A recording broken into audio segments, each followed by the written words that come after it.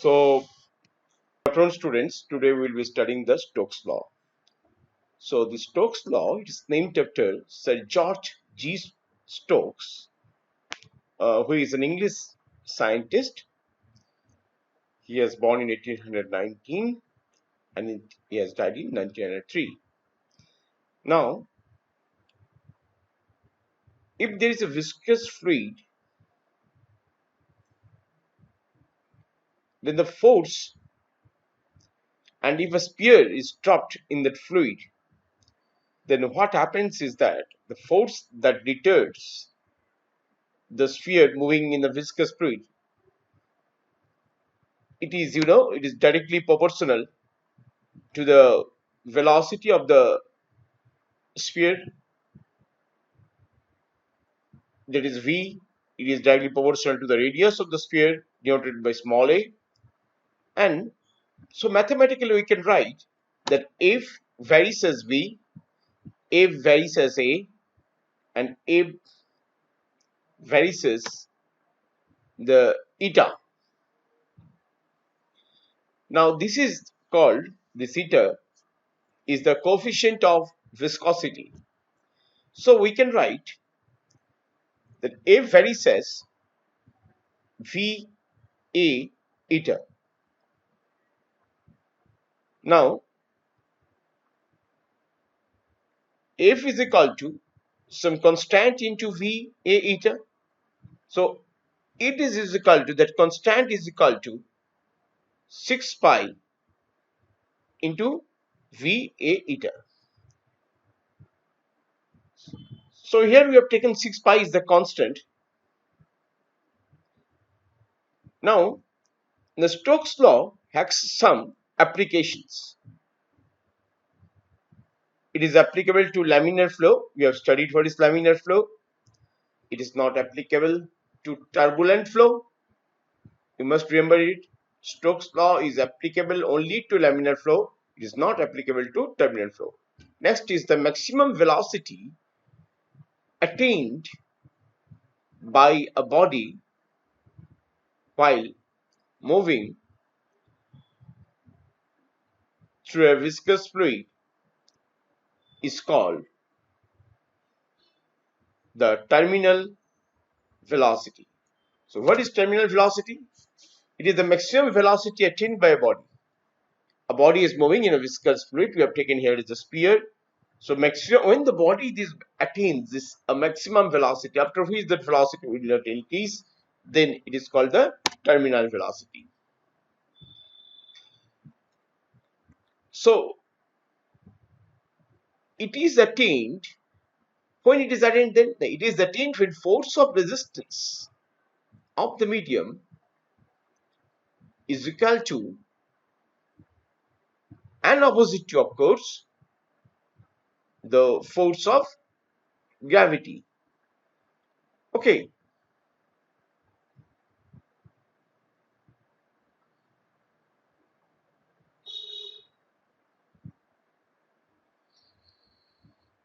Now let us see.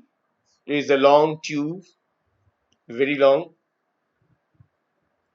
The sphere is dropped. Slowly it will gain terminal velocity. It will reach the point of terminal velocity. Okay, so let us first draw the figure. So the first figure, we have written the body falling through a fluid. Now it is accelerating. As we left the body, it starts accelerating uniformly due to gravity.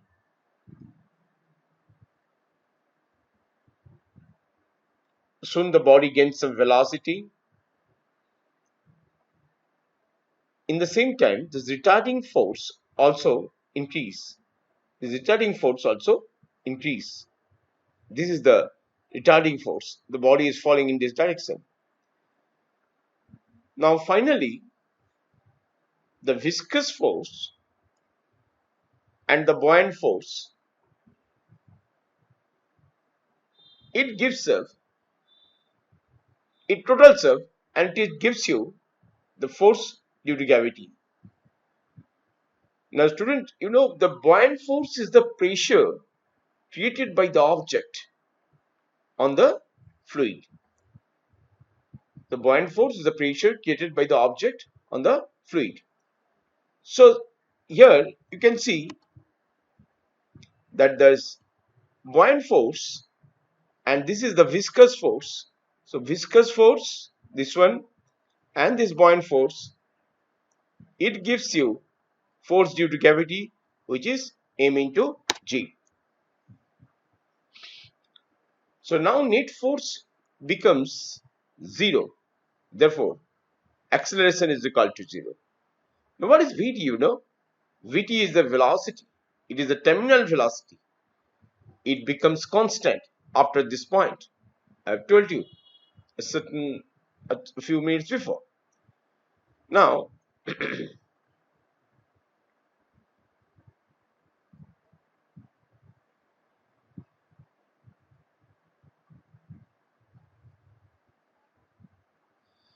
when the body,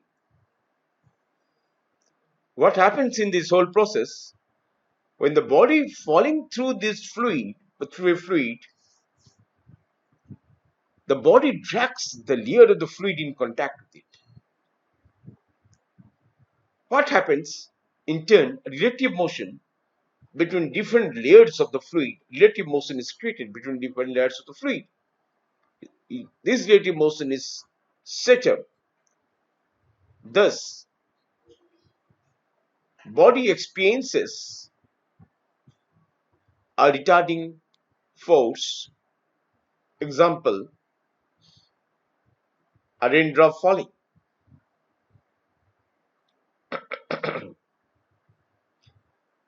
And motion of a pendulum. Now, we will see that viscous force is proportional to the velocity of the object. We have seen this. So, direction of viscous force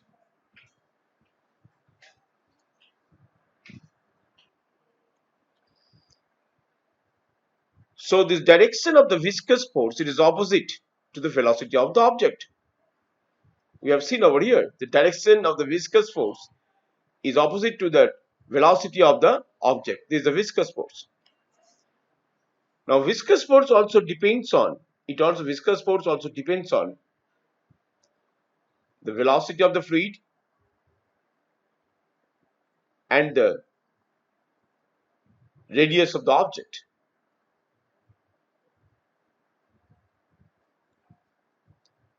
Stroke viscous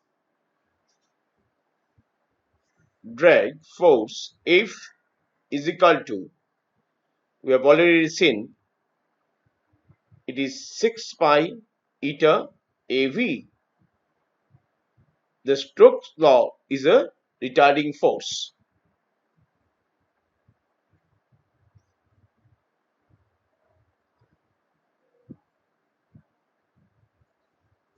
Now, what happens if buoyant force is not considered?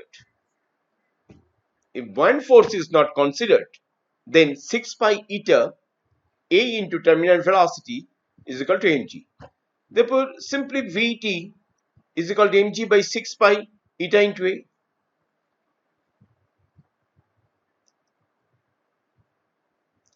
When buoyant force is considered, what happens when buoyant force is considered? Then the downward force decreases. Now let us see let us say the density of the spherical body is rho and density of the fluid is sigma. V is the volume and downward force is equal to mg is equal to rho into g. So upward force sorry,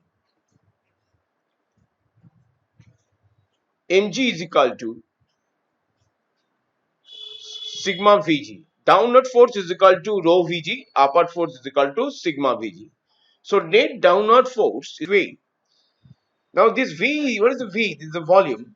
So it is 4/3 pi a cubed. We have taken a as the radius here. Okay, fine. Now put the value of V, you will get 4/3 pi.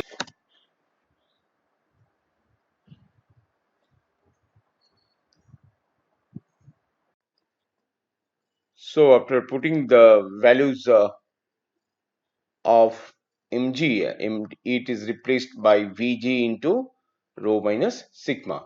So rho minus sigma into G, and we have written V for 4/3 phi a cubed, and in the denominator is 6 pi eta into A.